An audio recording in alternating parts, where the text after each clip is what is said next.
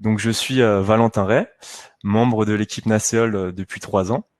Je suis diététicien nutritionniste de formation, diplômé en nutrition du sport. J'ai poursuivi mes études au CREPS de Voiron dans la préparation physique pour lier avec ce que j'avais fait en amont. Pour intégrer NACEOL, j'avais besoin d'avoir plusieurs bases de compétences pour mieux comprendre l'intrication, les connexions des différents piliers qui régissent votre équilibre. Et ce qui m'a plu chez NACEOL, c'est que nous appréhendons l'individu comme un tout et nous considérons que chaque individu est unique. À la base de tout individu, il y a un socle commun de 4 piliers qui sont interconnectés. Votre premier pilier est l'énergie et la mobilité corporelle, avec la notion de respiration. C'est la base du vivant. La respiration entraîne le mouvement, qui correspond à votre deuxième pilier, l'activité physique et sportive. Ce mouvement, pour qu'il perdure, il doit être alimenté par un carburant, d'où le troisième pilier, votre équilibre alimentaire. Et tout ça est coordonné par votre quatrième pilier, l'équilibre émotionnel et mental. Et chacun de nous, en fonction de notre vécu, on utilise ces piliers de façon particulière pour entretenir notre propre réservoir immunitaire. Avoir la peur au ventre, l'estomac noué sont des expressions de la vie courante qui en disent long sur l'importance de notre système digestif. Et les nouvelles découvertes des scientifiques élèvent l'intestin au rang de deuxième cerveau. En effet, les scientifiques reconnaissent qu'environ 200 millions de neurones tapissent notre tube digestif, et ce sont les mêmes que l'on retrouve dans notre cerveau. Je vous propose un exercice très simple, en lien avec une autre démarche du jour, qui est de booster sa santé. Donc pour commencer, on va agir, et on va aller chercher une bouteille d'eau. Donc j'ai la mienne, je vous laisse 15 petites secondes, et on démarre. Donc, okay, super. Donc commençons par boire, tout simplement. Action que nous répéterons tout au long de ce webinaire.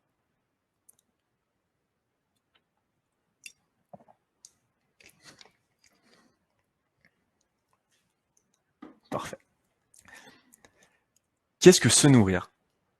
Eh ben, c'est apporter de la vitalité au corps, de la force et de l'énergie. Et une alimentation équilibrée, elle vise à respecter des proportions de macronutriments. Ça va être vos lipides, vos glucides et les protéines, qui permettent l'anabolisme. C'est la construction du vivant. Nous sommes constamment en renouvellement. Les lipides et les glucides sont des sources d'énergie pour nos cellules. Les protéines apportent des acides aminés également. Elles rentrent dans la composition de tous nos tissus, vos muscles, vos organes. Et on apporte un intérêt également pour les micronutriments, donc les vitamines, les oligo-éléments, qui participent à toutes les réactions enzymatiques. Et ces enzymes, ce sont des véritables catalyseurs. Ils accélèrent toutes les réactions chimiques de notre organisme pour le maintien de l'homéostasie, c'est-à-dire la capacité d'un organisme vivant à maintenir à un niveau constant certaines caractéristiques internes à son corps, par exemple votre température ou votre rythme cardiaque. Et une alimentation équilibrée apporte en général toutes ces vitamines et ces minéraux qui permettent ces réactions. Mais cette attention alimentaire est souvent mise à mal par un environnement qui est très sollicitant. Et pour répondre à cela, NACEOL a choisi un modèle nutritionnel qui rassemble de nombreuses qualités. Il va assurer une diversité compatible avec les traditions et les cultures et garantir à long terme une innocuité. Et on entend par innocuité la notion de maintenir, voire renforcer votre système immunitaire. Et seule l'alimentation méditerranéenne répond à ces exigences. Elle a pour objectif de vous conduire vers une meilleure conscience de l'assiette. Et cet éveil de la conscience se fera en utilisant vos 5 sens. Ce mouvement conscient va permettre de mieux comprendre votre rapport à la nourriture, d'être plus en contact avec vos motivations et vos besoins, et donc d'améliorer votre comportement alimentaire. Bien mâcher, manger lentement, vous amène le sentiment de satiété. Il s'agit d'une sensation de contentement et de satisfaction. Prendre soin de soi et de son corps a toujours été bénéfique sur l'estime de soi. Et on est là pour partager avec vous des clés pour le bien vivre et le bien vieillir. Et chez Nacéol, on entend par bien vivre le fait d'engager, donc ici et maintenant, un mouvement qui est vertueux, qui a pour action dans le temps de préserver votre équilibre à la fois physique et psychique, fortifier votre réservoir et votre système immunitaire, et consolider votre capacité d'adaptation face à un environnement de plus en plus complexe. Et les scientifiques et les médecins se sont particulièrement intéressés aux habitudes alimentaires méditerranéennes. Ce sont les plus étudiés aujourd'hui, donc les mieux connus, et en particulier pour ce qui concerne leurs effets sur la santé.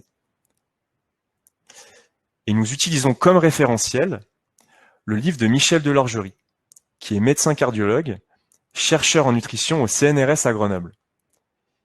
Il est à l'origine de toutes les études scientifiques.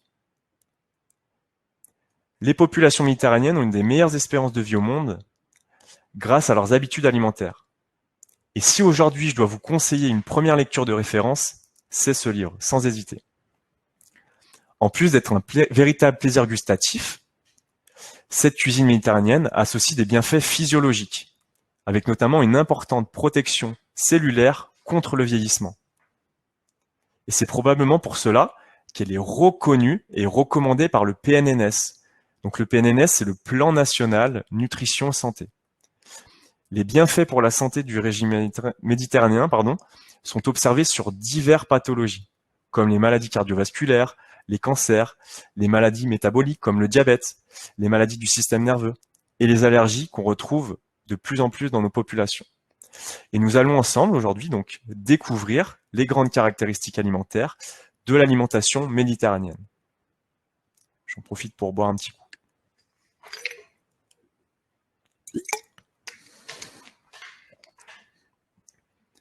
Alors, donc le principal noyau des repas sont des végétaux. Les produits d'origine animale sont consommés, mais de façon modérée. La diète méditerranéenne, elle offre une extraordinaire diversité. On va prélever et consommer seulement quand on a besoin, selon le principe de frugalité. Et bien sûr, en respectant les cycles saisonniers. Les Méditerranéens consomment à la fois une grande quantité et une grande variété de légumes et de fruits, toute l'année au rythme des saisons. Et on retrouve également une grande variété de salades et d'herbes sauvages. Chacun de ces aliments contient des dizaines de substances actives. C'est très important ça. Les légumes doivent être consommés sans restriction, cuits, cuisinés, crus, en soupe, et peuvent accompagner tous vos repas. Il faut vraiment varier vos plaisirs, les couleurs au fil des saisons. C'est très, très important. Lorsque vous cuisez vos aliments, favorisez les cuissons douces, en dessous de 100 degrés, pour conserver toutes les vertus nutritionnelles. Deuxième point important, lorsque vous entendez fruits et légumes, sachez qu'il serait plus judicieux de favoriser les légumes avant les fruits. En termes de quantité. Pourquoi? L'excès de sucre apporté par les fruits peut être néfaste pour votre foie. Les légumes et les fruits secs sont très riches en fibres, essentiels pour la régulation de notre transit, et qui participent également à l'entretien de votre flore intestinale. J'attire votre attention. Je parle bien de fruits, et pas de jus de fruits. C'est différent. Pour accompagner vos plats, les condiments, l'ail, l'oignon, les épices, les herbes aromatiques, sont des trésors des habitudes alimentaires. Elles ont d'excellentes vertus, anti-inflammatoires et antioxydantes. Les légumineuses, comme les lentilles, les pois cassés, les fèves, apportent de l'énergie et du magnésium pour la détente générale du corps. Et elles sont également très riches en fibres et sources de protéines végétales. Également en bonne quantité, on retrouve des céréales complètes, bio, du blé, du riz, du quinoa, du sarrasin. Faites attention, pourquoi bio? Tout simplement parce que l'écorce des céréales complètes renferme l'ensemble de leurs fibres et de leurs minéraux. Par conséquent, une céréale qui sera complète et non biologique, qui a donc son écorce, renfermera tous les pesticides de sa culture, qu'on retrouvera dans votre assiette. Et certaines céréales sont plus intéressantes que d'autres. D'autres sont plus allergènes et contiennent plus de gluten, particulièrement les blés modernes et transformés. On va donc privilégier des choses plutôt rustiques, des variétés anciennes, moins allergisantes. Vous connaissez peut-être le petit épeautre, très intéressant par rapport à la digestion justement. Ces derniers temps, le sujet des graisses a fait couler beaucoup d'encre, hein. On relève 2 familles de graisses. Des graisses saturées, qui sont en général plutôt d'origine animale, et des graisses insaturées, qui seront à privilégier pour votre santé. Et dans l'alimentation méditerranéenne, l'ensemble des huiles, donc les huiles d'olive, les huiles de colza, les huiles de noix, sont bio et de première pression à froid. La graine est pressée mécaniquement, sans ajout de solvant ou perte de bons composés nutritionnels. Et les oméga 3 qu'on va retrouver dans les graisses, dans les huiles particulièrement de noix ou de colza, sont essentiels à votre alimentation, puisque le corps ne peut pas les produire. Ils sont nécessaires au bon fonctionnement cérébral, parce qu'ils participent à toute la formation de nos cellules, hein. Ils sont également impliqués dans toutes les diminutions des risques cardiovasculaires. Pensez également aux oléagineux, les amandes, les noisettes et surtout les noix de Grenoble, qui sont des constituants essentiels de la diète méditerranéenne. Attention à ne pas confondre avec les fruits secs. La noix va apporter des bonnes graisses, le fruit sec, lui, apportera du sucre. Nuance. Et vous imaginez bien que dans les habitudes traditionnelles méditerranéennes, on consomme des fruits de mer et des poissons. On va privilégier les poissons en début de chaîne alimentaire, tels que le maquereau, la sardine et le hareng, pour éviter l'effet d'accumulation des métaux lourds. Les petits poissons gras, eux, sont riches en oméga 3. Concernant les produits de la ferme, les habitudes alimentaires traditionnelles des Méditerranéens ont l'avantage de garantir un apport suffisant, mais non excessif en viande, en privilégiant des volailles, telles que le poulet, le canard. Le porc et le bœuf sont consommés de façon modérée, en quantité réduite. En équivalent, on retrouvera les œufs qui sont très intéressants pour leur richesse en protéines. Quant aux charcuteries, ils sont consommés de façon modérée, très occasionnellement. Les produits laitiers, eux, on a une grande règle qui est de plutôt limiter ceux issus de la vache et préférer ceux de la chèvre ou de la brebis. Les Méditerranéens sont également amateurs de sucreries et de pâtisseries, et elles doivent être consommées avec modération, en général les jours de fête. Et donc booster sa santé, ça passe par une alimentation anti-inflammatoire, anti-stress, anti-polluant et un bon état d'hydratation. Et ce qui est fondamental, c'est d'avoir une alimentation anti-inflammatoire. Il y a un déséquilibre entre 2 familles. Les aliments alcalinisants, donc plutôt d'origine végétale, tels que les fruits et les légumes, et de l'autre côté, les aliments acidifiants, issus de l'industrie agroalimentaire, les produits ultra transformés, les viandes, les fromages, les produits sucrés. Et aujourd'hui, par rapport à nos modes de consommation, l'alimentation industrielle est trop acidifiante. Et cela va amener des fragilités. Donc je vous propose maintenant un petit exercice, une liste de mots, mots M-A-U-X. Donc soyez attentifs. Si vous retrouvez des choses qui vous concernent, notez-les. Faible énergie, perte d'élan, fatigue chronique, troubles musculo-squelettiques, crampes, sciatiques, cheveux ternes et tombants, et pelliculeux, infection de la vessie et des reins, problèmes respiratoires, essoufflement, problèmes cardiovasculaires, augmentation du rythme cardiaque, obésité, diabète, allergie, vieillissement prématuré. Sachez que ces expressions proviennent d'un déséquilibre dû en grande partie par votre alimentation. Et pour contrecarrer ce déséquilibre, on va essayer, au niveau alimentaire, d'apporter des aliments qui sont riches en polyphénols et en oméga 3. Donc les polyphénols, ce sont des molécules qui sont largement répandues dans le règne végétal et réputées pour leurs propriétés antioxydantes. Donc vous allez les trouver dans les végétaux, donc les légumes, les fruits, l'ail, les épices et particulièrement le curcuma, les herbes aromatiques, le thé et le café. À côté de ça, on essaiera d'insister également sur les oméga 3, présents dans les huiles végétales, noix, colza. On veillera à apporter également un bon état d'hydratation, c'est très important. Et le stress provient aussi de l'inflammation. Donc pour lutter contre le stress, il faudra faire le plein de magnésium, présent dans les végétaux et les légumineuses, et également les céréales complètes, qui, je vous le rappelle, sont des constituants essentiels de la diète méditerranéenne. Avoir chaque jour suffisamment de magnésium permet de conserver toutes ses facultés face à un stress aigu et permet d'éviter la fatigue qui touche souvent les stressés chroniques. D'autres micronutriments issus de notre alimentation sont également utiles. La vitamine B, qu'on retrouve de manière générale dans tous nos aliments pratiquement. La vitamine C, dans les légumes, les fruits et les agrumes. La vitamine D, que vous retrouverez en vous exposant au soleil, par les rayons UV. Les oméga 3, qui n'ont plus de secret pour vous. Le sélénium présent dans le jaune d'œuf et les abats. Et le tryptophane, présent dans les volailles, la banane et le chocolat noir. Noir, plus de 70%, j'insiste.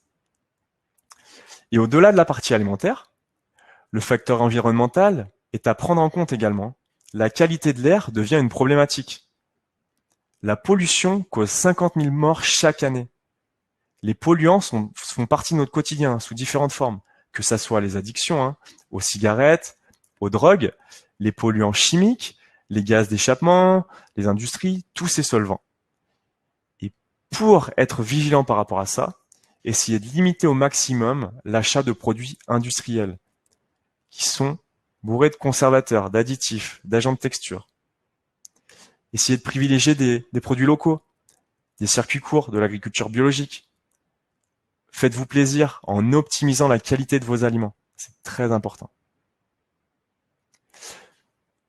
En exemple, je peux vous proposer les légumes de la famille du chou, les crucifères, qui sont très intéressants, remplis d'actifs naturels spécifiques pour permettre d'éliminer toutes ces toxines. Et en complément d'une bonne alimentation, on n'oublie pas l'hydratation. Donc je vous invite à boire un deuxième verre ou plusieurs gorgées.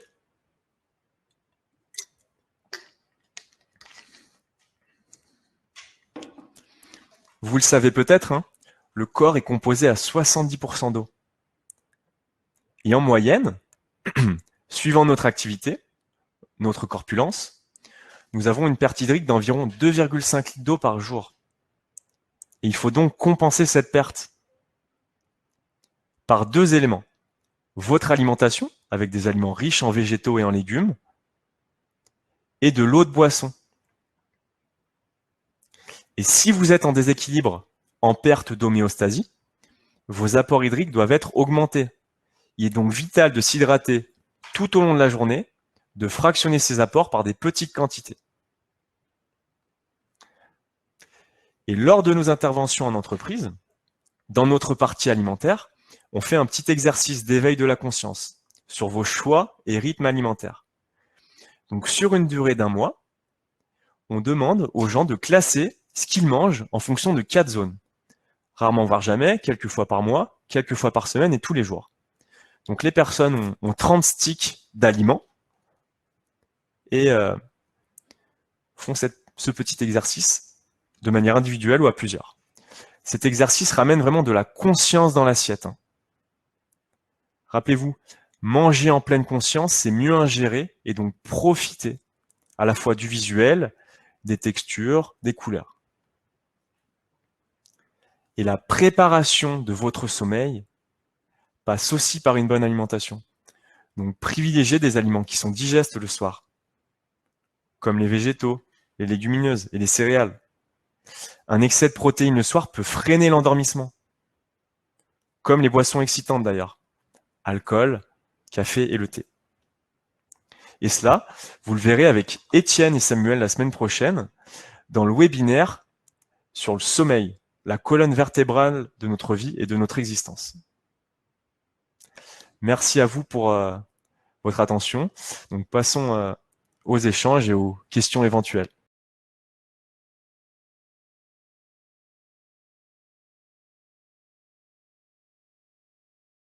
Donc, de par le stress du moment et également la faible dépense énergétique, du fait de se retrouver un petit peu cloisonné dans un environnement clos, on a tendance à être plus stressé et consommer des aliments qui sont plutôt sucrés.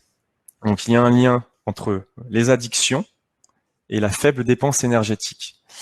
Et par rapport à cette remise en mouvement, justement, donc vous verrez ça avec Fred là, dans quelques semaines au niveau de l'activité physique, mais au niveau des addictions, sachez que tous ces petits moments de craquage ont un lien également avec la partie émotionnelle. Donc on travaille à la fois d'un point de vue alimentaire et émotionnel. Alors, concernant le petit-déj qui est typique, typiquement français, donc le bol de lait, les céréales, le jus d'orange, c'est une catastrophe entre guillemets. Pourquoi? Parce qu'on apporte que du sucre dès le matin. Donc souvent vous avez faim dans la matinée. En plus de ça, vous créez une porosité intestinale. Donc vous augmentez en plus de ça votre état inflammatoire. Donc si je dois vous consommer quelque chose au petit-déj, ça sera un apport de protéines, donc un œuf par exemple, un œuf brouillé, et des bonnes graisses, des oléagineux. Donc ça peut être des noix, une poignée de noix, des amandes. Ça c'est très bien. Et pensez à vous hydrater également le matin. Donc un apport en eau.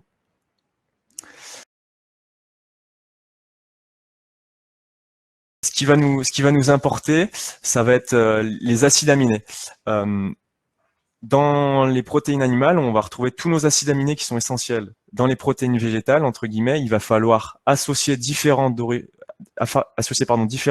aliments d'origine végétale pour en fait construire, entre guillemets, l'équivalent de la protéine animale. Mais après, d'un point de vue écologique, malheureusement, on sait qu'on consomme trop de protéines animales. Donc, il serait peut-être intéressant pour votre santé et votre état d'acidité, justement, cet équilibre acido-basique, de privilégier des protéines végétales. Mais sachez que dans la diète méditerranéenne, c'est une question d'équilibre. Si on apporte trop de protéines, c'est pas bon. Si on n'apporte pas assez, c'est pas bon non plus. Tout est une question d'équilibre. Et en source de protéines végétales, vous avez les légumineuses particulièrement. Voilà. Alors, le souci dans notre société actuelle, c'est que malheureusement, on va consommer justement trop d'oméga 6 par rapport aux oméga 3. Il va être intéressant de réduire la consommation d'oméga 6 et plutôt d'augmenter la consommation d'oméga 3. On a un mauvais ratio. En fait, les oméga 6, ils vont avoir tendance à être pro-inflammatoires, donc favoriser l'inflammation.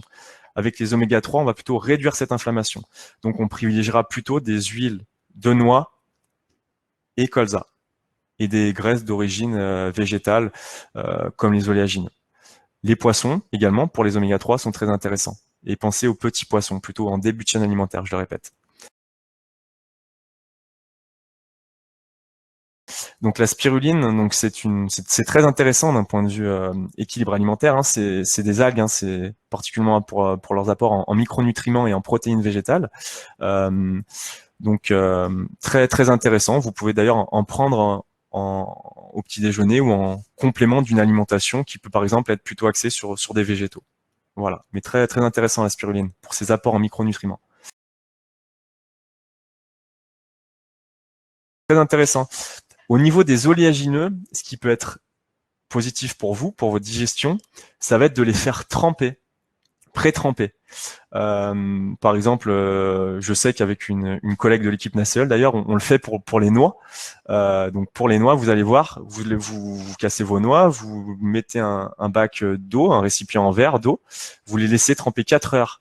vous allez voir tout l'acide phytique qui va sortir et justement qui est un petit peu néfaste pour nous. Et après, par rapport à ça, vous allez optimiser tous ces micronutriments derrière pour votre digestion. Voilà. Concernant les modes de vie, hein, on essaiera, il sera toujours, enfin, les modes de consommation, en alliant les deux, ce sera toujours intéressant de faire vous vos repas plutôt que de les acheter si possible.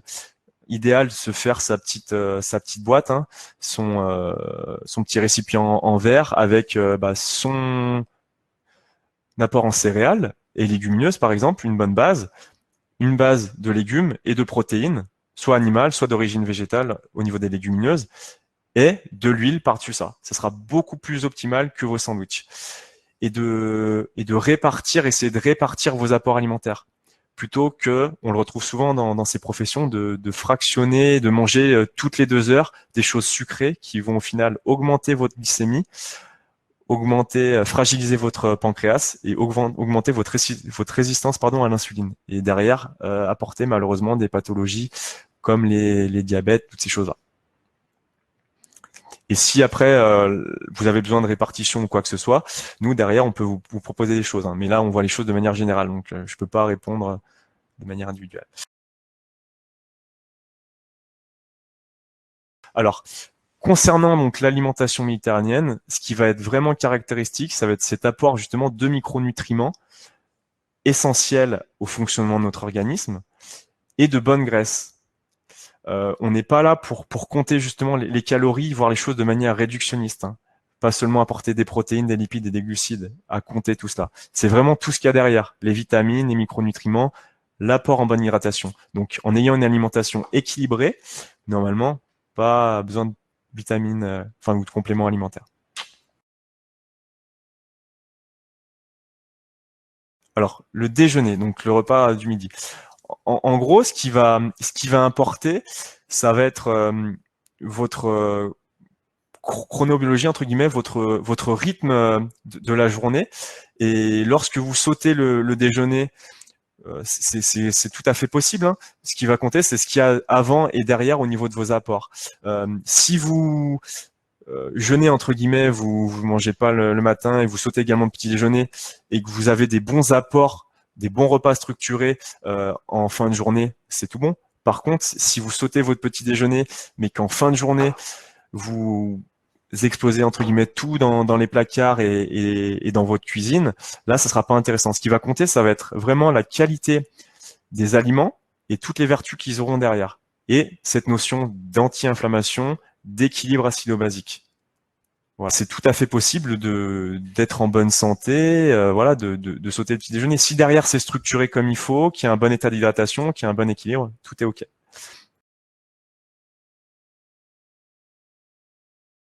Alors, meilleur moment, je ne sais pas, mais par exemple, au petit déjeuner, un jus de citron est très intéressant pour relancer la sécrétion biliaire, par exemple.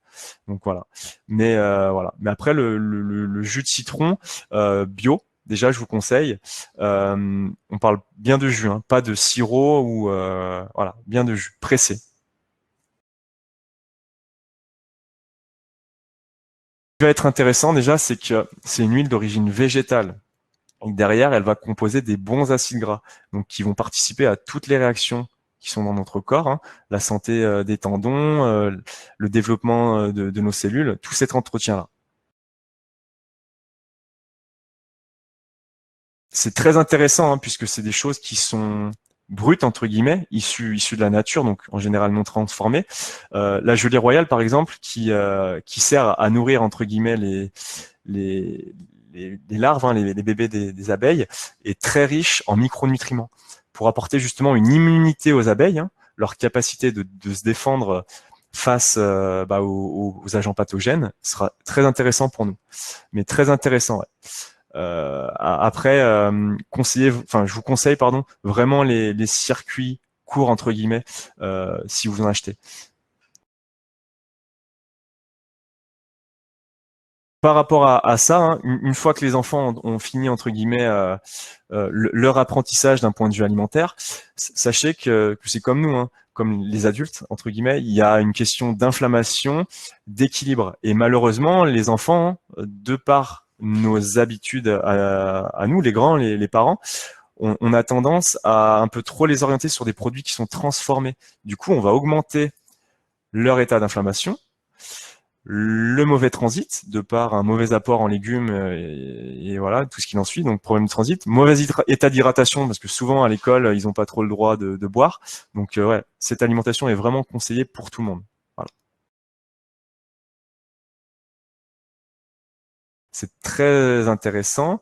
Après, d'un point de vue humanité entre guillemets, sachez que le jeûne fait partie de quelque chose d'ancré, hein, qui a toujours dans la nature un animal qui est malade, par exemple, il va jeûner par rapport à pour reflaire toute sa flore, pour contrebalancer cette acidité, et il sera voilà. Concernant le jeûne intermittent, ce qui va être positif, c'est qu'on va laisser un laps de temps assez important pour permettre le repos digestif et derrière engager une sorte de désencrassage de notre intérieur. Donc ouais, très intéressant.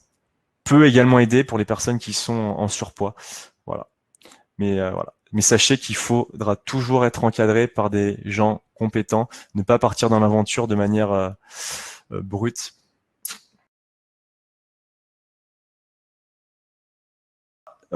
C'est vraiment une question de réductionnisme. Malheureusement, c'est tout ce qu'on va retrouver dans ces régimes yo-yo entre guillemets, où on va contraindre, mettre en état de stress le corps, voilà, en apportant donc moins de calories qu'il en a besoin. On voit vraiment la chose uniquement comme une balance énergétique là. Et malheureusement, donc les gens ont un certain besoin, ils apportent que ça. Donc du coup, bah, ils vont taper entre guillemets dans leur réserve, sauf que derrière, ça va amener des pathologies d'un point de vue équilibre émotionnel, d'un point de vue digestif. Il va y avoir un relargage des métaux lourds. Vous allez vraiment traumatiser votre organisme. Et malheureusement, ces gens-là, une fois qu'ils ont perdu beaucoup de poids, il y a le yo-yo qui s'installe et ils reprennent fois 2 ou fois 3 les kilos qu'ils ont perdus. Donc voilà, ce qui va être vraiment important, c'est de comprendre son alimentation, se poser les bonnes questions. Merci. Très bonne question. Donc concernant la diète méditerranéenne, on privilégie en effet le lait de chèvre et de brebis, qui sera beaucoup moins acidifiant pour l'organisme. Le lait de vache, malheureusement, a tendance à être un peu trop inflammatoire et poser des soucis d'un point de vue digestif. En effet, Fred, vous avez peut-être réduit votre dépense énergétique déjà, hein. Donc entre guillemets, votre corps va demander moins de calories, donc c'est peut-être pour ça que vous avez peut-être envie de moins manger. On peut lier également ça au stress peut-être, hein. À la fois dans les deux extrêmes, le stress peut amener des compulsions alimentaires qui vont vous faire au final plus grignoter, donc manger, ou votre stress va inhiber, vous allez avoir pas envie de partager des repas, de prendre du plaisir. Donc, en termes de conseils pour retrouver un rythme, déjà, peut-être se remettre en mouvement et structurer vos repas. Ce qui va être intéressant, en effet, c'est déjà de privilégier le chocolat noir au-delà de 70%. Pourquoi? Parce que déjà, il sera moins riche en sucre et il aura des bons apports, si vous voulez, en micronutriments. Le chocolat au lait, le chocolat blanc, ça va être que du sucre rapide, des additifs et des colorants. Après, en termes de sucre et gras, normalement, le chocolat à 85% sera légèrement moins sucré de par sa composition.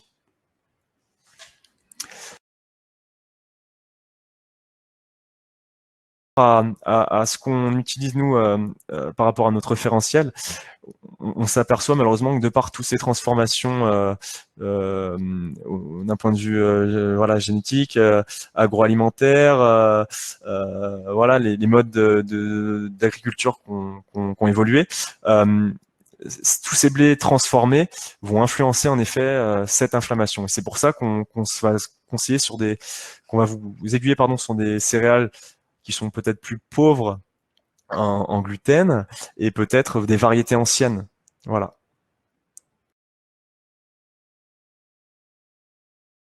Donc, ça, de par nos modes de vie, hein, ça permet d'apporter des légumes, par exemple, qu'on n'aura peut-être pas tendance à apporter s'ils sont frais. Mais sachez que ce qui va être important, ça va être le vrai et la vitalité. Plus on va privilégier des choses brutes, donc qui sont cueillies et non transformées, mieux ce sera. De par la vie, la richesse en micronutriments, toutes les vertus derrière. Mais oui, ça peut dépanner. Si c'est brut, si vous prenez des légumes surgelés mais qui sont cuisinés, par exemple, il n'y aura aucun intérêt. Mais ça peut dépanner. Au petit-déj, ça va être un apport de bonne graisse et de protéines, que ce soit des protéines végétales ou animales. Mais en bonne graisse, vous allez retrouver les oléagineux, par exemple, des amandes, des noix, des noisettes. Sincèrement, hein, au petit déjeuner, je vous déconseille les apports de sucre. Vraiment, d'un point de vue digestif, c'est très néfaste déjà, et surtout pancréatique. Vous allez demander à votre pancréas de décharger une hormone qui s'appelle l'insuline pour aller attraper ce sucre, et derrière, vous allez faire une hypoglycémie réactionnelle. Et derrière, vous allez grignoter dans la matinée. Avez-vous des menus types? Ouais, tout à fait. Ça rejoint la question de Réjeanne, tout à fait. On peut vous donner des choses de manière personnelle par rapport à ça. Alors, ça rejoint mon point de tout à l'heure. On va vraiment essayer de faire une distinction entre légumes et fruits. Beaucoup plus de légumes par rapport aux fruits. Pourquoi? Parce que quand on consomme malheureusement trop de fruits, ça va apporter du fructose. Et en excès, malheureusement, pour votre foie, ça va être néfaste. De manière un peu brute, hein, on appelle ça la stéatose. En gros, les gens maintenant se font des foie gras de par leur excès en produits sucrés, leur excès en fruits. Et là, par contre, j'intègre les jus de fruits, justement, ça c'est catastrophique. Vous enlevez toutes les fibres, c'est du sucre pur et voilà, vous chargez entre guillemets. Voilà. Donc, ce qui va se passer, c'est que vous êtes sûrement en post-prandial, en fait. Souvent de consommer des aliments trop riches, donc que ça soit transformé ou autre, hein, vous allez demander énormément d'énergie à votre système digestif. Donc, tout le sang va se diriger vers votre système digestif pour amorcer la digestion. Et du coup, là, vous avez un petit coup de chaos. Pour ça, vous allez augmenter l'apport en légumes de vos repas, des graisses de bonne qualité. Toujours pareil, les mêmes conseils, des choses ultra transformées, un excès de protéines va demander trop de travail à votre système digestif.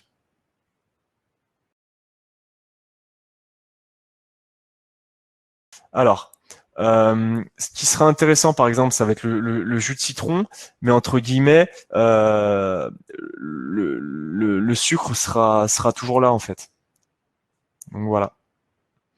Donc essayez de limiter le sucre le matin, pour vous et votre état d'inflammation et votre humeur également.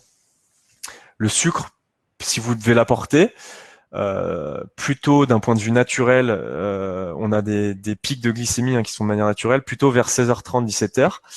Et par contre, le sucre rapide, si vous êtes sportif, pendant et après l'effort, et pas de souci. Voilà. Ce qui va être donc déjà, sachez qu'il y a deux types d'eau. Hein. Les eaux entre guillemets de source, donc ça peut être l'eau de votre robinet également, qui elle va être très pauvre en minéraux. Alors qu'une eau minérale, elle aura une richesse caractéristique, elle est reconnue par l'Académie de médecine pour avoir une constante en minéraux. Donc déjà varier ces deux apports. Et l'eau gazeuse, par exemple, ce qui peut être intéressant, je vais pas citer de marque, mais il y a les bicarbonates en fait qui vont permettre un petit peu de faire effet tampon, de réguler un petit peu l'acidité. Ça peut faciliter la digestion.